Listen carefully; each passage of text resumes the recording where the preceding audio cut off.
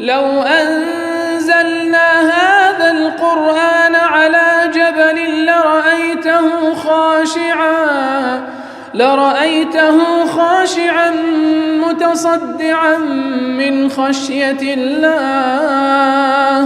وتلك الأمثال نضربها للناس لعلهم يتفكرون. الحمد لله والصلاة والسلام على رسول الله وعلى آله وصحبه ومن والاه. السلام عليكم ورحمة الله.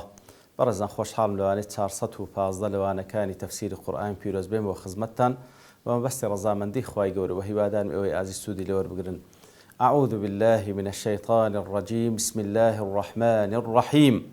لن يستنكف المسيح أن يكون عبدا لله ولا الملائكة المقربون ومن يستنكف عن عبادتي ويستكبر فسيحشرهم إليه جميعا. بەڵێ خۆشەویستان، هەر لە درێژەی ئەو بابەتەی کەوا نەسرانیەکان تێکەوتینە بۆی کەوا غلو زێدەڕۆیی لە عیسا دەکەن عەلەیهی سەڵات وەسەلام لە کاتێکدا کەوا عیسا عەلەیهی سەڵات وەسەلام بەڵگەیەکە لەسەر دەسەڵاتی ڕەب العالەمین، بەندەی خوایە و پێغەمبەری خوایە.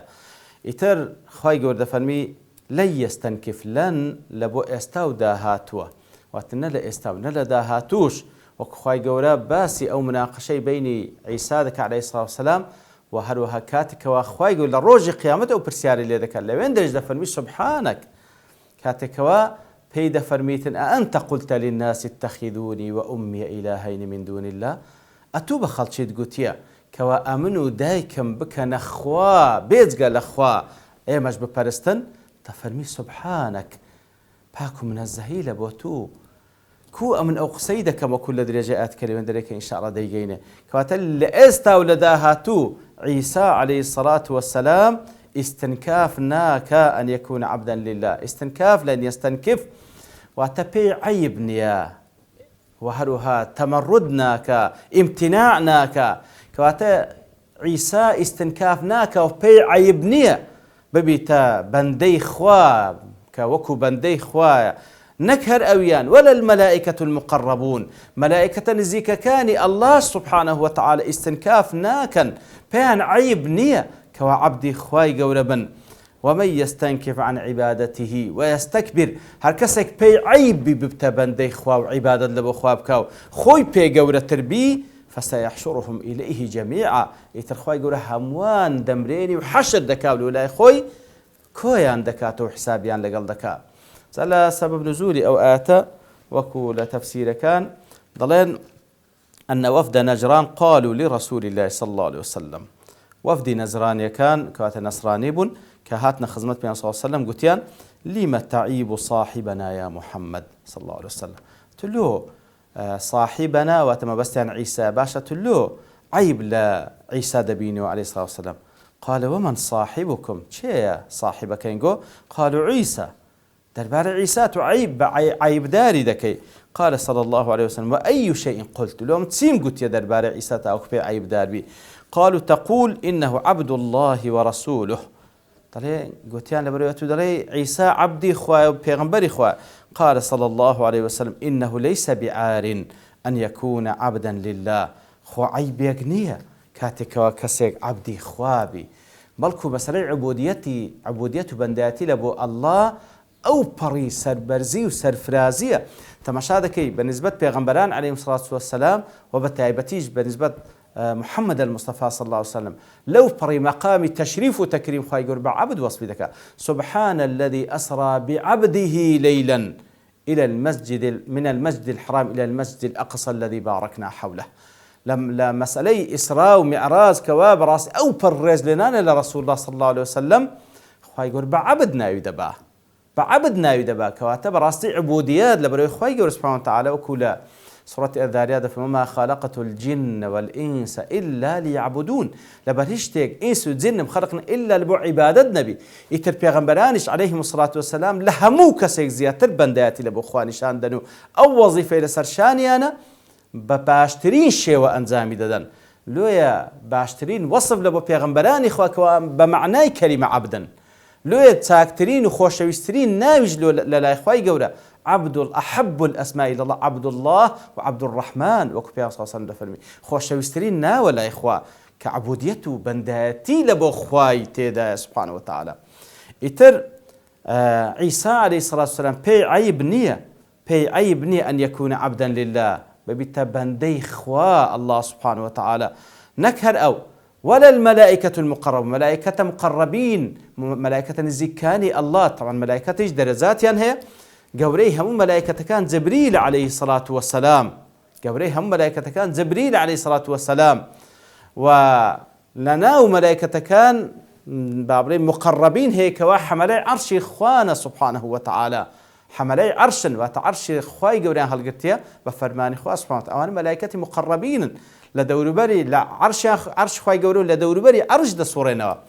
إتر أو ملائكة مقربين خواش سبحانه وتعالى بيان عيب نية بيان كمي نية كوا عبدي خوابن سبحانه وتعالى جالير دا هندق لزانايان دلين أو آتا بلغي لسروي كوا ملائكة مقاميان برسترلا پیغمبران بدليل أوي دلين خواهي قول باسي مسيح دكا باسي عيسى دكا عليه الصلاة والسلام كوا أويان بي عيبنية كوا ببيت بندي خوا نكهر أو ملائكة كان كمقاميان لوي برسترا دلين أو بلغي لسروي كوا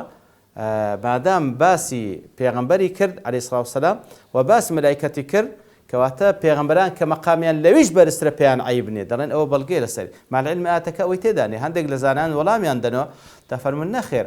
بلكو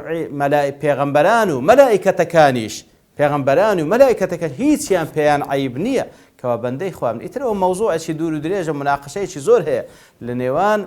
زانان كوا ملائكة يان پیغمبران مقاميان برسترا والله أعلم مهم هردو لا إخواي قور خوشويسنو زوري تشيج لعلماء دلين مقامي پیغمبران برسترا لملائكة كان إترنا پیغمبران عليهم الصلاة والسلام بيان عيبك وبندي خوان بتايبة عيسى عليه الصلاة والسلام وانا ملائكة مقربينش بيان عيبك وبندي خوابا ومن يستنكف عن عبادتي هر كسك هر شي بي عيب بي عبادتي خواي قوربك ويستكبر خوي بي قورتر بي فسيحشرهم إليه جميعا راستي وخواي قور هموان دمرين وحشر دكاو ديانبات ولا خوي ديار مسألة تكبر براستي خەتەرێکی زۆر گەورەیە یعنی ئافەتێکی زۆر گەورەیە کە بەندە تووشی بێتن خوا پەناماندا و لێ وەکو پێ ساسم لە حەدیث صاحیحدا دەفەرمی هەر کەسێک یەک مسقالە زەڕە تەکەبوری هەبی ناستە بەهەشتێ تێیان ڕەسوڵ بابلێن تەکەبور چییە کە پێمان خۆشە شمەکی جوان لە بەکەین ئەوە جوانیە ئەوە تەکەبورە فەرمی نەخێر خوای گەورە بەخۆی جوانە سبحانه وتعالى جوانیشی خۆش دەوێت بەڵام تەکەبور ئەوەیە بەتەڕ الحەق وغەمت الناس تكبر أويك وخود بي جورة تربي لحق باش أو لود بديار كت فلانش تحقق أوزا آمادة نبي ملكز بلبو حقي وبتساوي شي كم تمشي خلتش يجيبك أو التكبرة هركسي بو اعتباره يجمس قال زر تكبري لدرو درون داها بيتن خواي ونايبة تباشته خوا بنامان بدا كواتا هركسيك بي عيب بعبادة بكا سبحان الله بي عيب بعبادة بكا خوي بي جورة تربي أو بابزان خواي قوري حشريان دكا هميان دمرين ودباتو ولا إخوي كواتو قلت ما براستي عبادة كردن أصل وبنده بفخر وشانازي ولا بو بك لقدر ويكوا بنداتش دبو خواي قوري كي خواي قوري عزة بيد بخشي كلبو خواي قورش تكبرتها بي آمادة نبي ملكتي لبو خواي قوري نشام دي والله خواي قوري زليل دكا إلا دبي لبو بنديتشي وكو خوتو كمتر لخوت ملكز بي زليل ببي يتر زليلي لبو خوا وعبودية لبو خوا عزيز الدكا لبو غير خوا والله زليل دكا لدنيا ولقيامة أو زاد فأما الذين آمنوا وعملوا الصالحات فيوفيهم أجورهم ويزيدهم من فضله يتر أوانيك فأما الذين آمنوا وعملوا الصالحات إيمان دينا بوشي وكباس ما كلا تندين واني رابردو إيمان دينا وكردوي تاك أنزام ددن بإخلاص وبصوابه فيوفيهم أجورهم أجر پاداشیان بە تەواوەتی دەداتەوە بە هیچ شێوەیەک لێیان نوقسان ناکا ويزيدهم من فضله نەک بەس ئەجر پاداشتەکان داتەوە بە فەزلی خۆی زیاتریشیان پێدەبەخشی لەبەرەوەی فەزل لە حەدی خۆی زیاترە کەواتە نەک ئەجر پاداشیان داتەوە بە فەزلی خۆش زیاتریان پێدەبەخشی وأما الذين استنكفوا واستكبروا بەڵام ئەوەی پێی عیب بعیبادەت بکە ئەوەی خۆی پێگەورەتر بعیبادەت بکە فەیعەذیبهم عەذابا ئەلیما ئەوە خوای گەورە سزایان دەدا بە سزایەکی زۆر بە ئێش و ئازار ولا يجدون لهم من دون الله وليا ولا نصيرا ئیتر ئەو کەسانی کەوا معڕەز دەم لە بۆ عەذابی خوا سبحانه وتعالى نابینەوە هیچ شتێکیان لە بۆ هەبیتن لە غەیری الله سبحانه وتعالى نەجاتیان بدا لە عەذابی خوای گەورە ببتە وەلی یاخود ببتە نەسیر ببیتە وەلی شتێکیان لە بۆ بکاکەوە بە سوودی وان تەواو بێ ببیتە نەسیر لەو عەذاب و لەو ناخۆشەی نەجاتیان بدا کەسێک کە خوای گەورە سبحانه وتعالى بڕیاری سزای لە بۆ دەربکە هیچ کەسێک نابتە وەلی و نەسیری لە بۆ هیچ کەسێک ناتوانێ بەسەری بێخی هیچ کەسێک ناتوانین لە سزا نەجاتی بدا جا لە دوای ئەو دەفەرمێ یا ئەیها الناس ئەی خەڵکینە قد جاءكم برهان من ربكم ئەی خەڵکینە لەلایەن پەروەردگارتان بورهانێکتان لۆ هاتیە بورهان دیارە واتە بەڵگە و دەلیلێکە لەلایەن خوای گەورە سبحانه وتعالى دیارە لێرەدا مەبەستی پێغەمبەرە صلى الله عليه وسلم أو برهان وسماه برهان لما أوتيه من البراهين القاطعة التي شهدت بصدقه كواتا خواهي قول سبحانه وتعالى أو پیغمبرين نارديه كوا تندين بلغي لقلا كوا أبيان رسول الله قورترين بلغي محمد المصطفى صلى الله عليه وسلم لسر پیغمبراتك أو قرآن بيروزي كوا كلام الله خودی قورآن گەورەترین معجزەی محەممەد المستەفا صلی الله عليه وسلم کەوا هەتا ڕۆژی قیامەت خوای گەورە وعدەی بە پاراستنیدا کەوا فعلا هەر کەسێک بە ئینسافەوە بیخینیتەوە بستە خزمەتی لەبۆی بە دیارکە ئەو کەلامی بەشەر نیە کەلامی رب العالمینە و چەندین معجزات حسیشی پێبەخشیە کەواتە لە خودی خۆی بورهانە پێغەمبەر صلی الله عليه وسلم بەڵگەیە لەسەرەوەی کەوا ڕەسوڵ الله ئەی خەڵچینە قد جاءكم للان پروردگارتانو هاتي برهانك كواتە دیسان لان پروردگارتانو من ربكم لروانگەی پروردگارێتی لەبۆنگۆی ناردیە وأنزلنا إليكم نورا مبينا وهروە لە ڕێگە ئەو پێغەمبەرەش کتابێکمان لۆتان ڕەوان کردێ کە خوای گەورە لێرەدا دەفەرمی نورێکی زۆر ئاشکرایە مبینە نورێکی زۆر ئاشکرایە فعلا نورە ئەو قورئانە نورە لەبەر ئەوەی دڵ و دەروونت ڕووناک دەکاتەوە نورە ڕێگای دنیا و قبر و قیامەتت لۆ ڕووناک دەکاتەوە نورە لە دنیا و لە قیامەت دەبتە نور و لە دومسا و دەدرەوشێتەوە ئیتر وأنزلنا إليكم نورا مبينا ئەو قورئانەمان لۆتان دابەزاندێکەوە نورێکی ئاشکرایە وەکو لە جێگایت کە خوای گەورە باز لە ئەتکان قورئان پیرۆزەکە هەر نەک بەخۆی مبینە مبەیینیشە مبەیینات بۆی کەوا ڕوونکەرەوەشە ئیتر ئەی خەڵچینە پێغەمبەرێک لۆتان هاتێکەوە لە خودی خۆی بورهانە هەمووی بەڵگە و دەلیلە لەسەر ئەوەی کەوا ڕەسوول الله و لە ڕێگای ئەویشەوە نورێکی ئاشکرامان لۆتان ڕەوان کردیە فأما الذين آمنوا بالله واعتصموا به إتر أوانيكوا إيمانيا بذات الله هنا واعتصموا به خوايان دايت پناي أو تأكوا واعتصموا به أي عصموا به أنفسهم مما يرديها من زيغ الشيطان كواتا دەستیان بە الله وەگرتێ دەستیان بە پەتی خوای گەورە گرتێ کە قورئانی پیرۆزە کە نورە مبینەکەیە بۆی کەوا شەیطان هەڵیان نەخەڵەتێنی خۆیان دایتە پەنای خوا سبحانه وتعالى پەنایان بردیتە لای خوا سبحانه وتعالى بیان پارێزی لە شەیاطینی ئینس و جین کەواتە ئەوانەی کەوا ئیمانیان هینایە و هەروها دەستیان بە حەبلی خوای گەورە کردێ کە قورئانی پیرۆزە و لە بۆیە بیان پارێزی لە کەیدی شەیاطین فسيدخلهم في رحمة من إثر الله سبحانه وتعالى ديان باتنيو رحمتك للان خويا وكوا بهشتي بانو برينا وفضل أو ديان باتناو رحمتك للان خوي كوا بهشتي بانو وديان باتناو فضل بخششي خوي ويهديهم إليه صراطا مستقيما وهدايتي عن دالب ولاي خوي بريقاية راست هدايتي عن دالب ولاي خوي بريقاية راست كواتا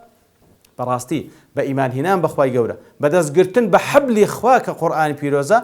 نەتیجەکەی بەهەشتی پانوبەرین کە بریتێ لە ڕەحمەتی خوای گەورە و غەرقبوونیان لەناو فەزڵی خوای گەورە و هیدایەتیاندا لە بۆ لای خۆی بە ڕێگایەکی ڕاستکەوە ئەو شەریعەتەیە وەکو زانان دەفەرمون خۆ هیدایەتەکە لە بۆ ئەو سراتە مستەقیمە پێش گەیشتنە بە بەهەشتەکەیە ئەسڵەن بۆ هیدایەتەیە دەگەێنە باش لۆ ئەی بە پێش یەخسە لەبەرەوەی بەڕاستی بەهەشتەکە مەبەست و بەهەشتەکە داواکرا و مەطلوبەکەیە لە هیدایەت لۆی خوای گەورە ئەوی بە پێش یەخست ئەو جا هیدایەتەکەی دواترێ باس کرد هەر بەو هیدایەتەیە لە دنیا و لە قیامەت ڕێگای بەهەشت دەگرنە بەر و بەچ بەدەستگرتنیان بە قورئانی پیرۆز هەم داخل رحمة خواي قورو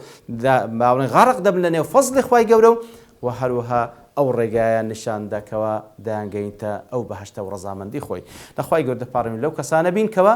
باشو إيمان ما بخواي قوره سبحانه وتعالى اتباعي أو برهان بكي كوا محمد المصطفى صلى الله عليه وسلم داز بو نورة بقرين كوا نوري رب العالمين كقرآن بيروزة تاوكو إيمش شاد بينا وبرحمة خواي قورو بفضل خواي قورو لسر أو رجا راستا بين كوا دمانجينتا أو رحمته أو فضله